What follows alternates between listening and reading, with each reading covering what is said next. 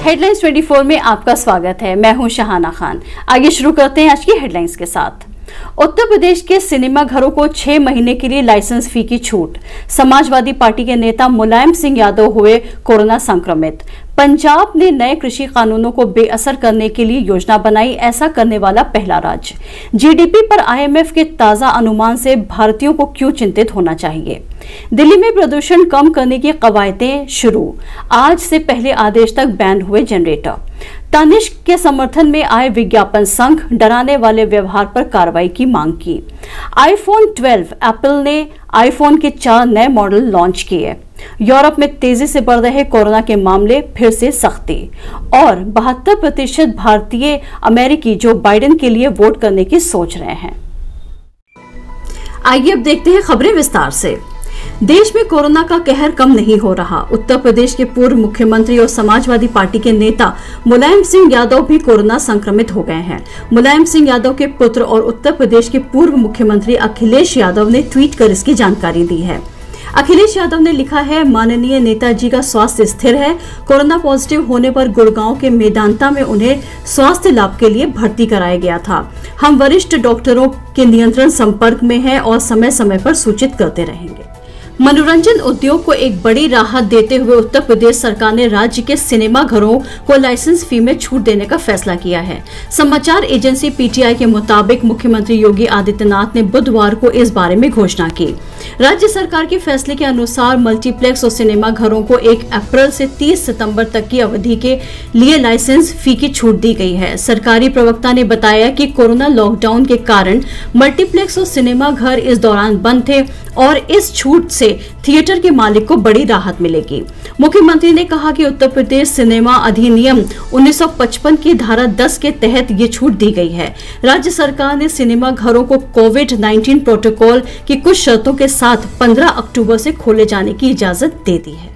जम्मू कश्मीर में पीडीपी प्रमुख महबूबा मुफ्ती की रिहाई के बाद राजनीतिक सरगर्मी शुरू हो गई है। गुरुवार को श्रीनगर में पूर्व मुख्यमंत्री और नेशनल कॉन्फ्रेंस के अध्यक्ष फारूक अब्दुल्ला के आह्वान पर एक सर्वदलीय बैठक हो रही है, जिसमें जम्मू कश्मीर की स्थिति पर चर्चा की जाएगी। बुधवार को नेशनल कॉन्फ्रेंस के नेता फारूक अब्दुल्ला और उमर अब्दुल्ला महबूबा के घर गए थे और उन्हें इस बैठक के लिए आमंत्रित किया था। उमर अब्दुल्ला ने बुधवार को महबूबा से मुलाकात के बाद कहा, हम उनके घर किसी राजनीतिक इरादे से नहीं बल्कि केवल उनका हाल चाल पूछने गए थे।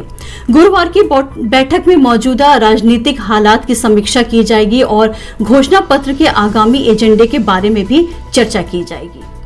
पंजाब सरकार ने केंद्र के विवादास्पद कृषि कानून को खारिज करने का फैसला किया है, जिसमें पंजाब और पड़ोसी हरियाणा में तूफान खड़ा हो गया। 19 अक्टूबर को इसके लिए एक विशेष विधानसभा सत्र आयोजित किया जाएगा। राज्य मंत्रिमंडल ने आज ये संकल्प लिया। मुख्यमंत्री अमरिंदर सिंह की अध्यक्षता में कैबिनेट का निर्णय पंजाब को आधिकारिक रूप से कृषि कानूनों को अस्वीकार करने वाला पहला राज्य बनता है। 28 अगस्त को समाप्त हुए विधानसभा सत्र के दौरान इस आशय का एक प्रस्ताव पारित किया गया था। उम्मीद है कि कैबिनेट के इस कदम को भारी समर्थन मिलेगा, क्योंकि राज्य के दोनों ही प्रमुख दलों सत्तारूढ़ कांग्रेस और विपक्षी शिरोमणि अकाली दल एक ही पक्ष में दिख रहे हैं। कांग्रेस ने केंद्र में सत्ता में आने पर इन कानूनों को रद्द करने का वादा किया है। राज्य में मुख्यमंत्री अमरिंदर सिंह ने नए कानूनों के खिलाफ युद्ध छेड़ने की बात की है। वहीं अकाली दल, जिसने शुरू में खेत कानूनों का समर्थन किया था, लेकिन पिछले महीने यू टर्न ले लिया क्योंकि किसानों ने इसका तीव्र विरोध किया था। बाद में किसानों और कांग्रेस के दबाव में पार्टी एनडीए से अलग हो गई और सरकार से बाहर चली गई। सुप्रीम कोर्ट ने रिपब्लिक टीवी की टीआरपी मामले की जांच सीबीआई से करवाने के आग्रह वाली याचिका को स्वीकार करने से इनकार कर दिया है। अदालत ने उनसे पहले हाईकोर्ट जाने के लिए कहा है। सुप्रीम कोर्ट की 3 जजों की खंडपीठ की अध्यक्षता करते हुए न्यायाधीश डी.वाई. चंद्रचूड़ ने टिप्पणी की कि चैनल को जांच का सामना करने वाले किसी भी दूसरे साधारण नागरिक की तरह पहले बॉम्बे हाईकोर्ट जाना चाहिए। न्यायाधीश चंद्रचूड़ ने साथ ही हाल के समय में पुलिस अधिकारियों के मीडिया को इंटरव्यू देने पर भी चिंता जताई है। उन्होंने कहा, हम इन दिनों पुलिस कमिश्नरों के इंटरव्यू देने के चलन से चिंतित हैं। नई दिल्ली के आम आदमी पार्टी की अरविंद केजरीवाल सरकार जरूरी या इमरजेंसी सेवाओं के इस्तेमाल होने वाले जनरेटर को छोड़कर गुरुवार से दिल्ली एनसीआर क्षेत्र में डीजल जनरेटर के उपयोग पर प्रतिबंध लगा दिया है। सरकार के ग्रेडेड रिस्पांस एक्शन प्लान के तहत ये निर्देश जारी किया गया है। एक सरकारी आदेश के मुताबिक दिल्ली प्रदूषण नियंत्रण समिति 15 अक्टूबर से अगले आदेश तक दिल्ली में डीजल, पेट्रोल या केरोसिन से चलने वाले सभी क्षमता के विद्युत जनरेटर के उपयोग को प्रतिबंधित करती है। यह आदेश जरूरी और इमरजेंसी सेवाओं के इस्तेमाल के लिए किए जाने वाले जनरेटर सेट पर लागू नहीं होगा। जरूरी सेवाओं में स्वास्थ्य सुविधाएं, एलिवेटर, रेलवे सेवाएं, दिल्ली मेट्रो, हवाई अड्डे और अंतर्राष्ट्रीय बस टर्मिनल और नेशनल इंफॉर्मेटिक्स सेंटर की तरफ से संचालित डाटा सेंटर भी शामिल हैं। भारतवासियों को एक सपना प्रधानमंत्री नरेंद्र मोदी ने दिखाया था। साल 2024-25 तक भारत की अर्थव्यवस्था 5 लाख करोड़ अमेरिकी डॉलर यानी 5 ट्रिलियन डॉलर की हो जाएगी। भारतवासियों को एक सच्चाई मंगलवार को अंतर्राष्ट्रीय मुद्रा कोष यानी IMF ने बताई। भारत की जीडीपी इस साल -10.3% जा सकती है। मंगलवार को इसका ऐलान करते हुए IMF ने इस भारी गिरावट की वजह कोरोना महामारी और देश भर में लगे लॉकडाउन को बताया। इससे पहले जून में IMF ने भारत की जीडीपी के -4.5% तक जाने की अनुमान लगाया था, लेकिन उनकी ताजा रिपोर्ट में जून के आंकड़े को संशोधित करते हुए इसे -10.3% तक कर दिया गया। दुनिया भर की उभरती हुई और विकासशील अर्थव्यवस्थाओं की सूची में भारत की स्थिति इस समय सबसे खराब है। इससे पहले भारत सरकार की तरफ से जारी आंकड़ों के मुताबिक 2020-21 की पहली तिमाही की जीडीपी -23.9% तक पहुंच गई थी। तनिष्क के विज्ञापन में अलग धर्म के साथ गोद भराई की रस्म को दर्शाया गया। ये किसी भी तरह से नैतिक मानकों को नहीं तोड़ता और ये संगठन या धर्म या किसी भी व्यक्ति के लिए अपमानजनक नहीं है। देश के शीर्ष विज्ञापन निकायों ने अपने बयानों में कहा, विज्ञापन संघ आभूषण ब्रांड के साथ एकजुटता दिखा रहे हैं, जिसे सोशल मीडिया पर ट्रोलिंग के कारण अपना विज्ञापन वापस लेना पड़ा। द एडवर्टाइजिंग क्लब ने अपने बयान में कहा, रचनात्मक अभिव्यक्ति पर इस तरह के निराधार और अप्रासंगिक हमले अत्यंत चिंताजनक है। बयान में आगे कहा गया, द एडवर्टाइजिंग क्लब भारतीय मीडिया और विज्ञापन उद्योग की तरफ से तनिष्क और उसके कर्मचारियों को नई ज्वेलरी लाइन पर उनके नवीनतम विज्ञापन के संबंध में धमकी देने और निशाना बनाए जाने की कड़ी निंदा करता है। हैदराबाद के बाद अब मुंबई में भी भारी बारिश। बुधवार को हैदराबाद शहर में सड़कों पर नावें चल रही थीं, तो आज मुंबई और पुणे पानी पानी हो गया है। मुंबई और पुणे में रात भर जमकर बारिश हुई। मुंबई में सियोन पुलिस स्टेशन के पास कई फीट पानी भर गया, तो पुणे में सड़कों पर मानो दरिया बह रहा हो। पुणे में दगड़ू सेठ गणेश मंडल के बाहर कई फीट पानी जमा हो गया। मुंबई में आज दिन भर भारी बारिश की चेतावनी है। मौसम विभाग ने आज मुंबई के लिए रेड अलर्ट जारी किया है। इसकी शुरुआत रात को ही हो चुकी है। रात हुई बारिश के बाद मुंबई के बायकुला, हिंद माता, कुर्ला, सिंह सर्कल समेत कई इलाकों में जल भराव हो गया है। वहीं तेलंगाना में भी भारी बारिश के कहर से अब तक 30 लोगों की मौत हो चुकी है। आईफोन के शौकीनों के लिए ये अच्छी खबर है। अमेरिकी टेक कंपनी एप्पल ने आईफोन 12 सीरीज को लॉन्च कर दिया है, जिसके तहत उसने 4 नए मॉडल बाजार में उतारे हैं। मंगलवार को एक डिजिटल इवेंट में इसकी घोषणा की गई।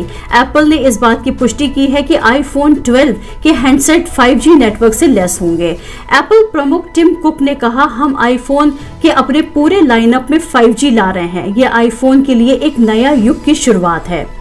इसकी कीमत करीब 70,000 से 1,30,000 के बीच होगी।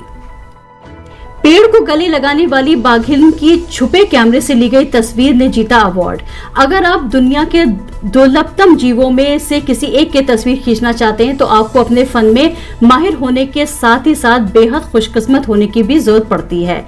सार्गेई कोर्शकोव के साथ ये दोनों बातें हुई। कोर्शकोव ने रूस के सुदूर पूर्वी इलाके में घने जंगलों में साइबेरिया या आमुर बाघ की स्तब्ध कर देने वाली तस्वीर ली है। वे ये दोनों बातें साबित कर देती हैं। कोशकोव की इस तस्वीर में उन्हें इस साल का सर्वश्रेष्ठ वन्यजीव फोटोग्राफर का तमगा दिला दिया। कोशकोव की ली गई इस तस्वीर में एक बाघिन ने एक पेड़ को अपने आगोश में ले रखा है। सबसे अद्भुत बात तो ये है कि ये कैमरे में कैद की गई तस्वीर है। इसके लिए फोटोग्राफर ने जंगल में महीनों पहले अपने कैमरे सेट कर दिए थे ताकि जैसे ही बाघिन आए वो कैमरे में कैद हो जाए। सिद्धार्थनगर से अब्दुल्ला की रिपोर्ट। सिद्धार्थनगर जिले में एक परिवार पिछले 10 दिनों से अनशन कर रहा है। परिवार के सदस्य हरिश्चंद अपने विकलांग भाई के साथ कलेक्ट्रेट परिसर में धरने पर बैठे हैं। उनका आरोप है कि भू माफिया ने उनकी पूरी जमीन कब्जा ली है और उनको लगातार धमकी दे रहा है। जब तक उनकी सुनवाई नहीं होगी तब तक वे अपना धरना जारी रखेंगे। आइए अब चलते हैं अंतर्राष्ट्रीय खबरों की तरफ। यूरोप के कई देशों में कोरोना संक्रमण के बढ़ते मामलों के बाद एक बार फिर से पाबंदियां लगाई जा रही हैं। ब्रिटेन में इंग्लैंड को संक्रमण की गंभीरता के हिसाब से मध्यम, उच्च और अत्यंत उच्च खतरे वाले 3 हिस्सों में बांट दिया गया है और वहां उसी प्रकार से सख्ती बरती जा रही है। ब्रिटेन सरकार के वैज्ञानिक सलाहकारों ने कहा है कि अभी भी सार्वजनिक जगहों पर बहुत सख्ती नहीं दिखाई दे रही है। चेक गणराज्य में 3 सप्ताह के लिए आंशिक लॉकडाउन लगा दिया गया है, जिसके बाद स्कूलों, बसों और क्लबों को बंद रखना होगा। यूरोपीय देशों में प्रति 1 लाख की आबादी के हिसाब से सबसे ज्यादा मामले चेक गणराज्य में आ रहे हैं। चेक स्वास्थ्य मंत्री ने कहा है कि वहां लॉकडाउन में ढील दिए जाने के बाद से लोग ज्यादा ही सामान्य होने लगे थे। चेक गणराज्य ने मार्च में काफी शीघ्रता और सख्ती से लॉकडाउन लगा दिया था, मगर जून में वहां ढील दी गई, जिसके बाद राजधानी प्राग के चार्ल्स ब्रिज पर संकट समाप्त होने का जश्न मनाया गया था। अमेरिका में अगले महीने होने वाले राष्ट्रपति चुनाव को लेकर बड़ी खबर आ रही है। भारतीय अमेरिकी सर्वे यानी IAAS के मुताबिक 70% से ज्यादा पंजीकृत भारतीय अमेरिकी वोटर्स जो बाइडेन को वोट देने का प्लान कर रहे हैं और सिर्फ 22% बचे लोग डोनाल्ड ट्रंप को वोट करेंगे। सितंबर के पहले 20 दिनों में 936 भारतीय अमेरिकियों के जवाब के आधार पर डेटा को ऑनलाइन सर्वेक्षण किया गया है। ये बताता है कि पिछले अध्ययनों के अनुरूप समुदाय के सदस्य डेमोक्रेटिक पार्टी के साथ दृढ़ता से पहचान करना जारी रखते हैं। 56% लोगों ने कहा कि उन्होंने खुद की एक डेमोक्रेटिक रूप में पहचान की है, जबकि केवल 15% ने खुद को रिपब्लिकन के रूप में देखा है। UNHRC का 5वीं बार सदस्य चुना गया पाकिस्तान। यूएस ने UN की एजेंसी पर साधा निशाना। चीन, रूस और क्यूबा के साथ पाकिस्तान ने संयुक्त राष्ट्र मानवाधिकार परिषद की सीटों पर जीत हासिल की है।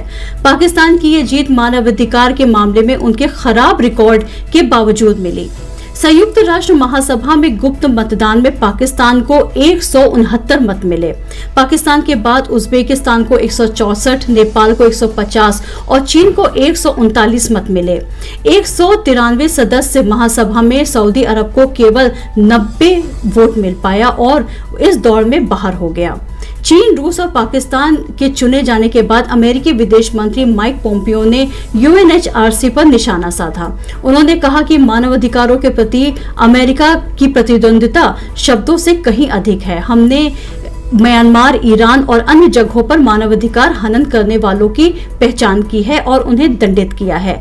मानवाधिकार परिषद के नियमों के तहत भौगोलिक प्रतिनिधित्व सुनिश्चित करने के लिए विभिन्न क्षेत्रों की सीटें आवंटित की जाती हैं। 47 सदस्यीय मानवाधिकार परिषद में 15 सदस्यों का चुनाव पहले ही हो चुका था, क्योंकि अन्य सभी क्षेत्रीय समूह के सदस्य निर्विरोध निर्वाचित हुए थे।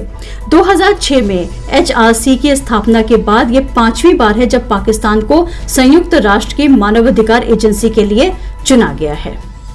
सत्ता पक्ष ना विपक्ष, हम दिखाएंगे आपको पूरा सच। आज के लिए बस इतना ही, कल फिर मिलेंगे इसी समय। अब हमें इजाजत दीजिए और देखते रहिए headlines 24।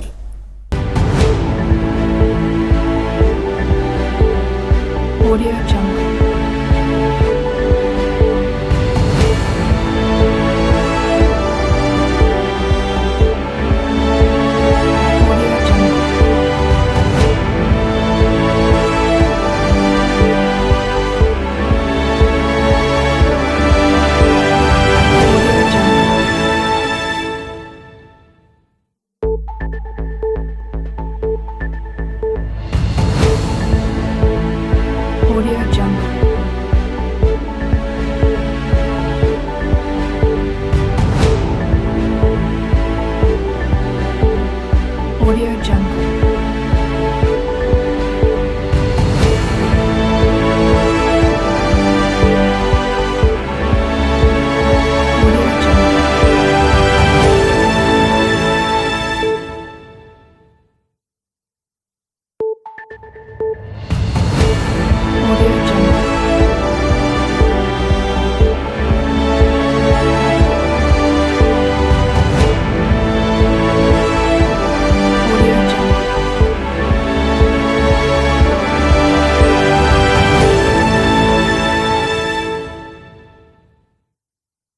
Audio Jungle.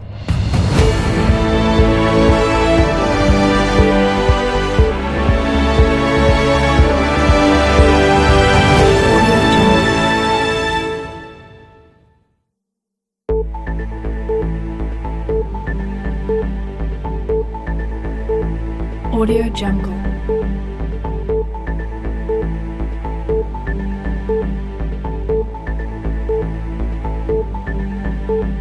Audio Jungle.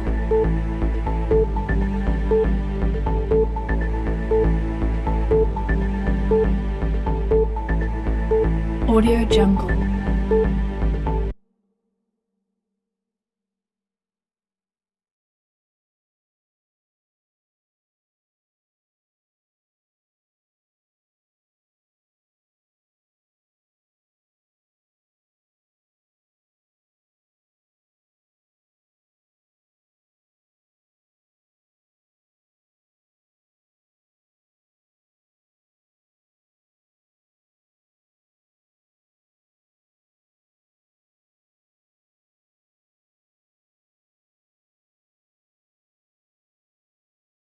Feet by taking a boat ride on Lake Geneva.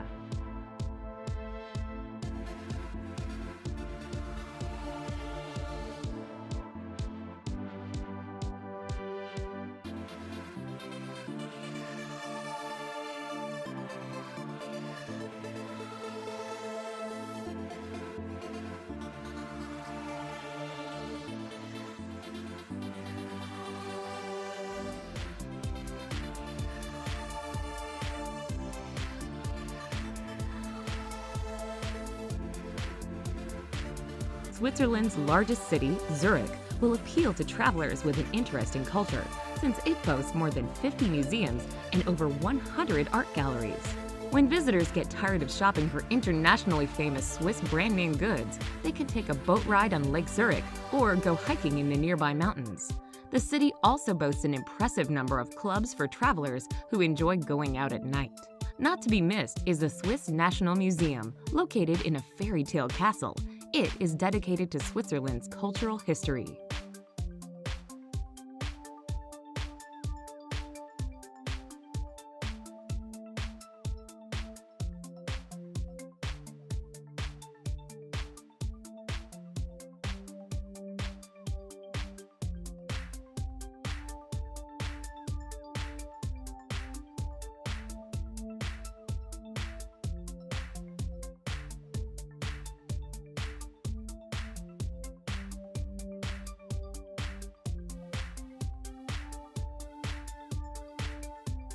Small town that is famous for skiing and mountaineering due to its proximity to the Matterhorn, one of Switzerland's highest mountains.